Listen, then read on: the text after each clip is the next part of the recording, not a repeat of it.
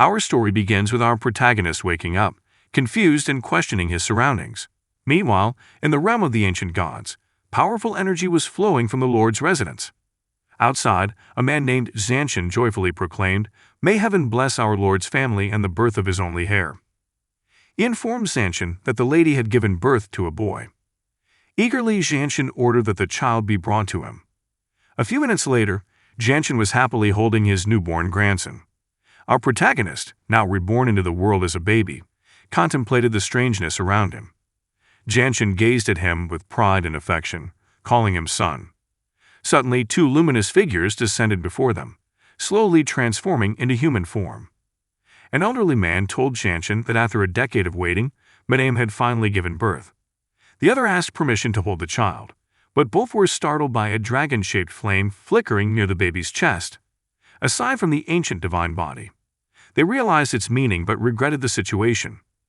In the natural order, the influence of heaven and earth gives rise to various extraordinary phenomena, including the legendary 3,000 bodies. Among them, the ancient divine bodies were among the top 5, capable of matching emperors in battle with rigorous training. However, recent changes in the laws of heaven and earth had introduced 10 chains to curb the growth of those divine bodies.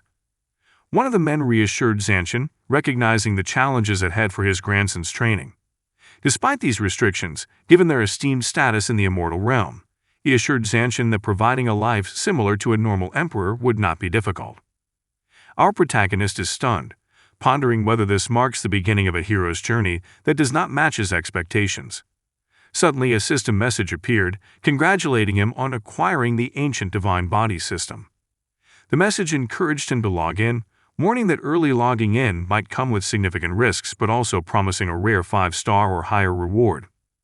Being curious about the ancient divine body system, he decided to log in, intrigued by its potential. After successfully entering, the system rewarded him with an astonishing 8-star rare reward, a complete and formidable ancient divine body. Confused by this unexpected windfall, he wondered if it came from an external source beyond his comprehension. Moments later, he felt a strange sensation that paralyzed his body. The two old men, watching the scene, were startled as a brilliant light emanated from him. They anxiously questioned the unfolding spectacle. "What's going on?"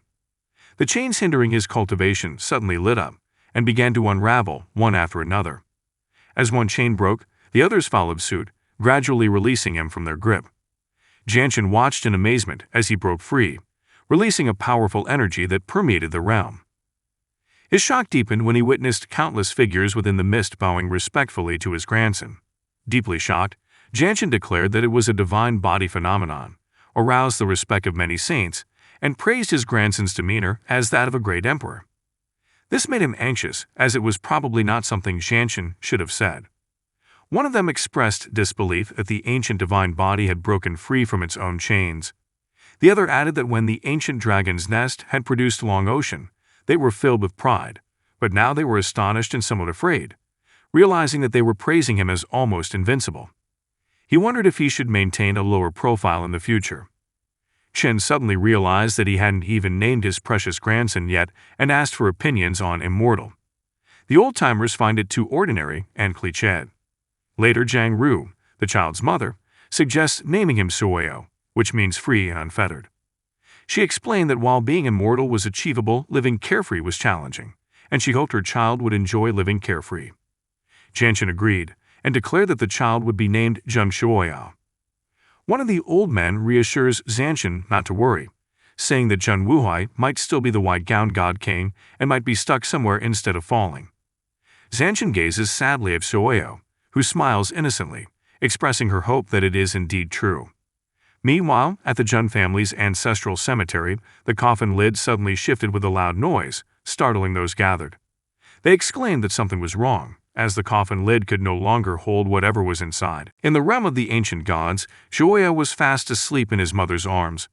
Zanshin told the clan elders that once the news of Shuoyo reaching the great divine saint body spread, it would have a significant impact. They must work together to conceal the divine body fluctuations emanating from Shuoyo. One of the elders agreed, warning that many factions in Immortal City were eyeing the Jun family's newfound prominence. Another warns, a prominent tree in the forest will attract the wind. implying that Shuoyo's extraordinary status could make him a target for danger. This prompted Zanshin to realize that the old man understood the importance of caution and restraint. Zanshin instructs Ru to take the child, and Ru complies, apologizing to his father Tian and the clan elders for any inconvenience caused. The elders and Zanshin then began to recite names such as Black-Faced Lightning Lord, Black-Killing Heavenly Warrior, 4 Straight Battles, God Step Y and Gang. Suddenly a burst of bright light enveloped Shuoyo, making him feel weightless. However, an old man shouted out, demanding to know what these youngsters had foolishly done. Using his own power, the old man quickly stopped their spells and suppressed their abilities. This action shocked the elders and Zanshin. The mysterious old man's interference disrupted the world itself. Zanshin questioned the old man's identity. In response, the old man declared himself to be the 18th generation ancestor of the Jun family. Holding Shuoyo in his hands, the old man's declaration made the elders and Zanshin kneel respectfully, welcoming their honored ancestor.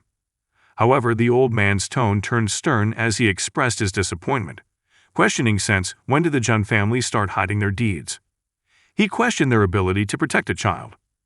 Shuoyo, who is confused by the presence of the other old men and finds them all looking similar, struggles to remember.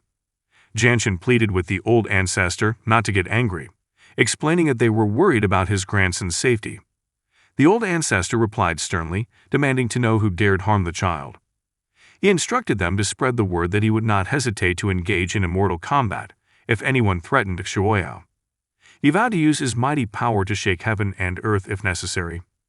Zanshin and the elders fell silent, understanding that immortal battles were devastating events in the immortal realm, capable of causing widespread destruction and loss of life.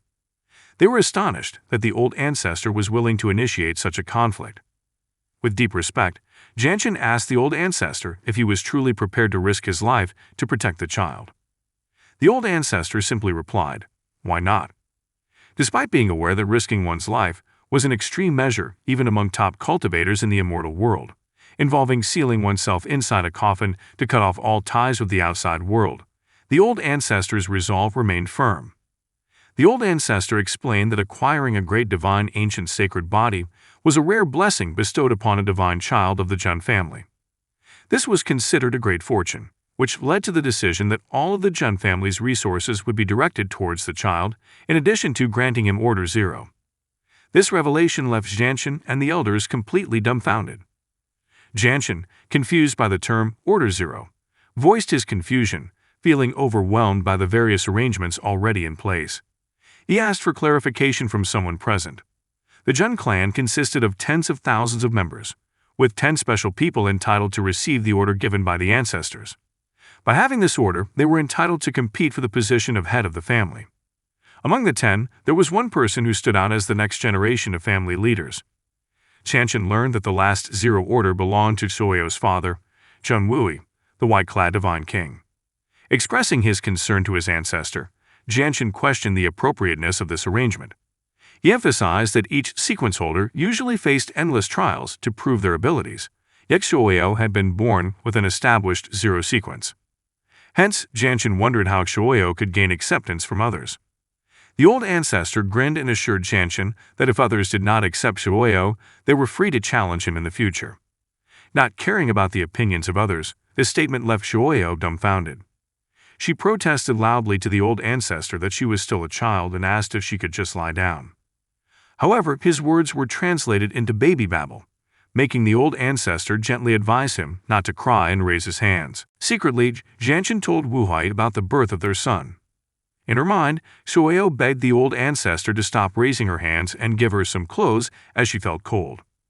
At that moment, a system alert appeared, urging her to proceed to Taiyu Ancient Steel to enter, which made her wonder about the location of Taiyu Ancient Steel. 3 years later in the outside world, a woman exclaimed that the divine child of the Jun family, who had shot the 18th generation ancestors, was now 3 years old. She suggested contacting him to get an update on the divine child. Inside, Zanshin sat down with Shuoyo and emphasized the importance of what he had to say, urging her to listen intently. Zanshin began by explaining the path of cultivation, starting with the physical realm, which included 5 major stages. He elaborated that with the help of heavenly treasures and earthly materials, one could achieve significant progress in this realm. Next, Jianshan introduced the divine storage realm, which also consists of 5 major stages corresponding to the organs of the body: the heart, liver, spleen, lungs, and kidneys. Upon reaching the 5th stage of the divine storage realm, one can accumulate spiritual energy, condense the divine official, and eventually transform into a true spirit. Curious about the time frame for passing through these realms, Shoyo asked her grandfather. Jianshan told her that it usually took 5 years for ordinary people and 3 years for prodigies. However, given Shoyo's potential, Jianshan speculated that perhaps 1 or 2 years would be enough for her. Confused by this timeline, Shoyo questioned why it took so long when she felt capable of breaking through at any time. Jianshan encouraged her to demonstrate her cultivation technique, prompting Shoyo to agree. She proceeded to demonstrate her current cultivation level to her grandfather. Jianshan was amazed at how quickly his grandson entered the meditative state, impressed by his progress. However, Jianshan was truly surprised to witness Shoyo break through the 2 realms consecutively without pause. His amazement grew even more when Shoyo quickly transcended all 5 realms. Stopping her demonstration, Shoyo excitedly announced to her grandfather that she believed she had successfully broken through the divine storage realm. To her surprise, Jianshan, who was lying on the ground with a joyful expression, praised Shoyo's extraordinary talent and commented on her impressive achievement. Worried, Shoyo asked Jianshan if he was all right, and Jianshan assured her that he was fine, but was deeply moved by the moment. Excited, Jianshan then expresses his desire to commemorate Shoyo's breakthrough by giving her a gift. He asks Shoyo what she wants, although he understands that his granddaughter is still unfamiliar with their world. Remembering something important, Shoyo asks Jianshan if he knows about Taiyu ancient steel. Jianshan smiles warmly at Shoyo and says that no one knows Taiyu ancient steel better than him. He described it as a stone steel located in the remote Tankian desert, which measured a person's physical strength upon impact. The Jun family had dug it up and placed it in their martial arts arena for younger students to measure their prowess. Shoyo was intrigued by the proximity of this steel stone. Excited by the prospect, Shoyo sweetly asked her grandfather if she could visit Taiyu ancient steel now that she had broken through to the divine storage realm and could test its strength. Jianshan happily obliges, agreeing to accompany her, while Shoyo praises her grandfather, calling him the best. Meanwhile, in the martial arts arena, a woman takes the stage. She approached the steel stone, examined it closely, gathered her strength in her hands, and positioned herself. With precision, she unleashed the power of her Jianshan golden palm, delivering a powerful blow to the stone steel. After observing his hand and seeing his Jun reach 150,000, Linglong waited as the light slowly faded. His impressive accomplishment left the audience dumbfounded, prompting a man among them to ask his age. A nearby woman identified Linglong as a member of a branch family, mentioning his fame among them. The blue-haired woman addressed him as Jung Linglong, known by Linglong's Kichyo heart, and predicted he would rise to the level of sainthood in the future. Curious about Linglong's progress, the blue-haired woman questioned why his strength had only increased by 30,000 jin since the last exam. The other trainees expressed admiration at the significant increase, but a friend warned them about Lan Qingya, a follower of Jun Zhangjin who was ranked 10th, and advised against provoking him. Approaching Linglong, Lan Qingya urged him to respond, getting agitated when Linglong remained silent and turned to leave. This action further enraged Kenya, who felt slighted by Linglong's indifference. Qingya's voice echoed in anger, ordering Linglong not to ignore her. Furiously, Qingya accused Linglong of refusing an invitation from their young master Zhangjin. Linglong calmly affirmed the truth of this and explained his cautious approach in choosing masters. He acknowledged Zhangjin's strength yet criticized his lack of generosity. With a pointed question, he challenged Qingya why she had bothered to come if Zhangjin was indeed as generous as claimed. Qingya, angered by Linglong's defiance, moved to attack while hurling accusations of arrogance and threatening to teach him a lesson on Zhangjin's behalf. Before Qingya could strike, Linglong quickly caught his hand, causing Qingya to grimace in pain. Sternly, Linglong warned Qingya that he preferred not to fight unnecessarily. Suddenly, a voice interjected cheerfully, making the two women startled. Linglong and Qingya turned their heads to find a child who had appeared unexpectedly. Meanwhile, Xiaoyao received a notification from the system that she had successfully checked in at Taiyu Ancient Steel, her desired destination. While Xiaoyao placed his hand on the steel stone, the system congratulated him on receiving the 6-star reward, the Divine Elephant Suppression Prison Power. As the gifts were distributed, the system displayed the transformation process. Originally, the myriad forms of elephant's technique began with an endless series of transformations. The giant elephant progresses from the juvenile stage to a dragon elephant, then back to its primitive form. Finally, the powerful elephant power culminates in the sacred elephant, reaching perfection. Reflecting on his previous gift, the complete primordial sacred body, with a rating of 8 stars, Xiaoyao speculated whether the star rating correlated with the potential of this technique and pondered the maximum achievable star rating. Suddenly, King Ye's voice broke into his reverie, demanding to know who he was and whether he knew the significance of where they were. She warned Xiaoyao that the place was not suitable for children, implying that it was a serious environment. Turning around, Xiaoyao was annoyed by King Ye's annoying voice and boldly identified himself as Zheng Xiaoyao of the Heavenly Emperor's Palace, challenging him if he had any objections. Ling Long and the audience were stunned to hear this declaration, pondering whether he was the reason behind the 18th-generation ancestor's emergence from exile and the title bestowed upon him as the Divine Son. King Ye, bewildered by the sudden turn of events and the commotion around him, looked around anxiously. Unexpectedly, someone forcefully pushed King Ye's head down, and Ling Long immediately bowed his head to the ground with deep respect, recognizing Xiaoyao as the Divine Son. He assumed that King Ye had deliberately caused trouble and quickly apologized for his earlier disrespect, begging Xiaoyao's forgiveness. The bystanders, who had initially fallen silent in shock, quickly followed suit, bowing respectfully and shouting praises to the divine child. Xiaoyao found himself puzzled by their sudden display of reverence, and disappointment crept up as he wondered why no one had questioned this sudden change. Asserting her authority, she publicly scolded them, demanding clarity on the situation.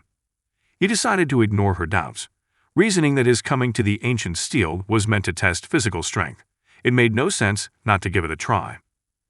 With intense focus, he released Elephant Vadra and myriad transformations, shaping his form into a divine elephant that emitted a powerful red light. Ling Long and King Ye watched in astonished silence. When he finished, he opened his eyes and struck the steel stone. Slowly the mist dispersed, the stone trembled briefly, indicating that he had moved 10,000 jin. This amazed spectator stood in disbelief. He admired the result, realizing his incredible power even without tapping into inner spiritual energy. Once again, he had achieved something significant. However, his thoughts were interrupted by someone questioning his mere 3 years of age. Others commented on his privileged education, suggesting that it led to his greatness. Despite the recognition of his impressive abilities for a child of his age, doubts still lingered about whether he truly lived up to the title of Divine Child. He grinned inwardly, aware of their disbelief, yet understanding that it had to be this way. With determination, he unleashed his full cultivation power, commenting on the intrigue of the moment. The ground trembled under the weight of his power, causing a wave of panic among the spectators. King Ye, who was astonished by the tremendous pressure he felt, said that it even exceeded Master Zhangzhen's presence. Xiaoyao, sensing their dissatisfaction, declared that he would show his true abilities. With a hard blow, the steel stone shattered, sending shards flying. His grandfather watched from above, beaming with pride. As the dust settled, Xiaoyao stared at the shattered remains expressionlessly, while the crowd stood in amazement. However, as the reality of the stone's destruction sank in, he realized his mistake and the loss of a precious treasure. Pondering the consequences, a streak of firelight emerged from the ruins, growing stronger. This signaled the formation of the ancient extreme realm once more, offering the reward of heavenly Tao. The glowing light surged towards him, merging seamlessly into him. Jianshan's smile widened as he confirmed that it was indeed the ancient extreme realm manifesting. He explained that for centuries, no one his age had a stronger physical constitution.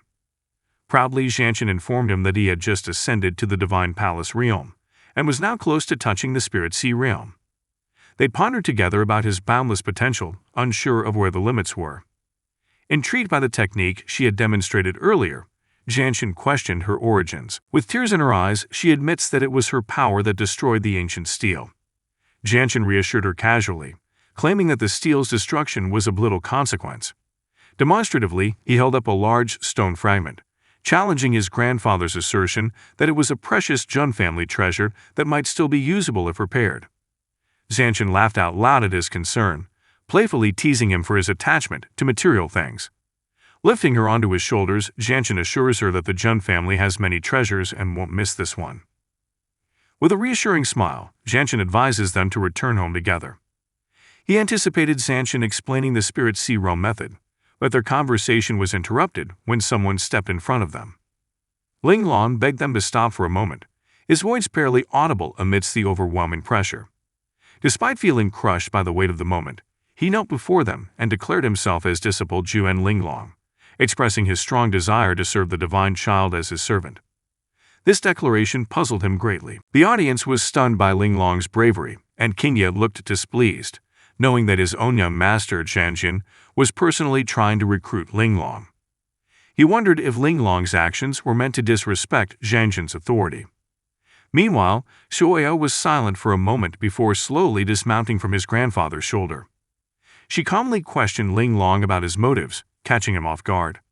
She asked why he wanted to be her servant, prompting murmurs among the crowd who recognized him as a child prodigy, born with exceptional intelligence and perception. The atmosphere became tense as Linglong struggled to articulate his reasons, feeling the weight of expectation and judgment from those around him. So, with such incredible talent and a destiny to achieve great things, why did you choose to follow me? Zanshin questioned Linglong, completely confused.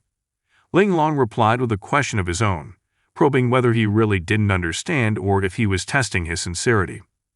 His confusion was apparent, prompting his grandfather to intervene. Zanshin explained that Linglong came from a branch family with limited resources and connections.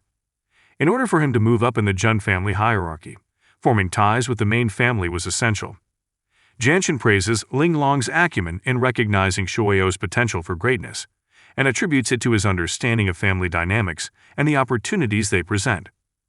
Xiaoya reflected on the privilege of her birth and the advantages it afforded her.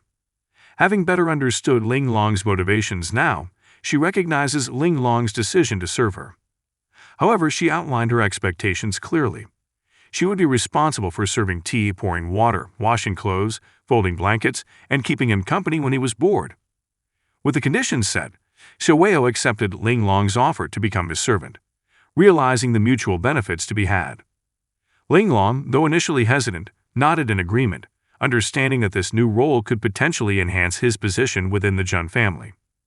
Linglong felt very confused by Xiaoya's sudden declaration, but when she assured him that she would provide all the resources he needed if he could fulfill his duties, his confusion turned to happiness. He pledged his allegiance, declaring that he, Linglong, would stand by the divine child through thick and thin, even unto death. Xiaoya simply replied with an "all right," then jumped onto his shoulder vigorously, urging them to return to the heavenly emperor palace. This unexpected turn of events continued to baffle Linglong, especially when Zanshin, Xiaoya's grandfather, jokingly asked if being carried by his grandson wasn't special. Xiaoya brushed off the comment, insisting that her grandfather should stop joking. She commented, jokingly, that compared to being carried by a muscular old man, being carried by a young woman was certainly better. Zanshin, surprised by his grandson's remark, tearfully asked what he meant. Linglong, who was still unsure of the situation, asked Xiaoya if everything was all right. She assured him not to worry and suggested that they continue on their way, while Zanshin sulked on the ground. Linglong couldn't help but wonder if his impulsive decision to intervene would cause repercussions within the Jun family in the morning. Meanwhile, elsewhere, someone was seen running quickly, with no known intentions. While running through the forest, Qingye knew that he had to reach his young master, Zanshin, as quickly as possible. Finding himself in the heart of Master Zanshin's territory, he breathed a sigh of relief and paused for a moment to regain his composure. Just as he was about to resume his journey, a sword suddenly blocked his path. A voice asked him to stop. People perched on tree branches warned him not to disturb their young master, who was in seclusion. Undaunted, Qingye immediately broke the news that Jun Xiaoya had broken through to the ancient extreme realm and Linglong had chosen to follow him. He emphasized the importance of informing their young master immediately. One of the men with scars warned that such things should wait for their young master to return from exile. The other mocked Qingye, suggesting that he had done no better than to provoke Linglong and be rebuffed, now that he ran to their young master to complain. Qingye felt frustrated within himself. He insisted that this was not a trivial matter and begged them to consider the implications. The men exchanged skeptical glances but finally relented, agreeing to deliver the important message to Zhanjin. As they left, Qingye wondered anxiously how Zhanjin would react to the news, for he knew all too well the gravity of the situation faced by the young master and the Jun family. Qingye was enraged at the man's words. He snapped, warning the man to watch his words if he didn't want any trouble. Suddenly the forest trembled, and they felt a powerful aura fill the air. From underground, a person rose up. The man's face shone with a smile as he looked at them powerfully. Qingye happily exclaimed that it was their young master, Zhanjin, who had emerged from his place of seclusion. Rushing forward, she embraced him passionately, celebrating his return. Zhanjin asked if she had come specifically to welcome him out of exile. Qingye complained about the two people who had initially blocked him, asking if he thought they were rude. Zhanjin confirmed that their behavior was unacceptable and immediately ordered them to give 20 slaps, which they dutifully did. With a gentle smile, he asked Qingye who else had upset him, felt his distress. With tears in her eyes, she recounted her frustration with Linglong, explaining that she had started following a young man who was very arrogant. Zhanjin listened attentively, nodding thoughtfully. He assured Qingye that he understood her concerns and promised to address the situation. He praised Qingye's loyalty and assured him that they would solve this problem together. Qingye was relieved to know that he could count on Zhanjin's support, and thanked him for his understanding and guidance. Together, they were ready to face the challenges that lay ahead, united in their commitment to the honor and well-being of the Jun family. The brat's name was apparently Jun Shuoyo, and Qingye felt Shuoyo had tarnished Zhanjin's reputation. However, he simply stared at him in silence, unleashing a strike that caused a loud explosion. The two men who had slapped themselves were shocked and fell silent. Moments later, Zhanjin asked Qingye if he had shouted her name in front of Shuoyo, punishing her for her reckless behavior. She said that she was indeed spoiled. Qingye was stunned and confused by his answer. He knew that Shuoyo was the niece of the Wu clan and the favorite of the Zhang family goddess, who was highly respected by their 18th-generation ancestors. Offending her could jeopardize their position in the 10th. He realized that they had to apologize immediately. Meanwhile, in the Heavenly Emperor Palace, Zhanjin glared angrily at Shuoyo, who was avoiding his grandfather's gaze. Zhanjin remarked sarcastically that their Shuoyo has grown into a charmer at a young age, and now that he has a woman by his side, he no longer needs his grandfather. Shuoyo sweetly assured her grandfather of her affection and expressed her devotion, calling herself his dear little treasure. Zhanjin pushed her away, urging her to stop dodging questions and demanding to know the technique she used on the ancient monument that day. He hesitated for a moment before reluctantly admitting that it was called Divine Elephant Imprisoning Kai, a technique he discovered by chance. His grandfather expressed surprise, stating that he had never heard of such a technique before. Shuoyo explained further, describing it as a powerful ability that allowed him to transform into an ancient holy elephant, summon the gates of hell, and command demons to fight on his behalf. Zhanjin was shocked by the incredible power of this technique and raised concerns about potential demonic possession. Shuoyo assured him that there should not be any risk involved. Zhanjin acknowledged his efforts, emphasizing the importance of perseverance. He promised a grand feast when Shuoyo was 10 years old, where all the influential forces, ancient families, and supreme clans in the heavenly immortal realm would gather. It would be an important occasion when they would publicly reveal Shuoyo's identity as Order Zero to the entire immortal realm. Zhanjin nodded in agreement, urging Shuoyo to continue his practice in earnest. He emphasized the importance of mastering such powerful techniques to uphold their family's honor and legacy in the realm. The prospect made her swallow nervously, feeling the weight of the expectation. Just then, a system notification popped up, congratulating him on triggering a new check-in location and asking him to attend the 10th birthday party.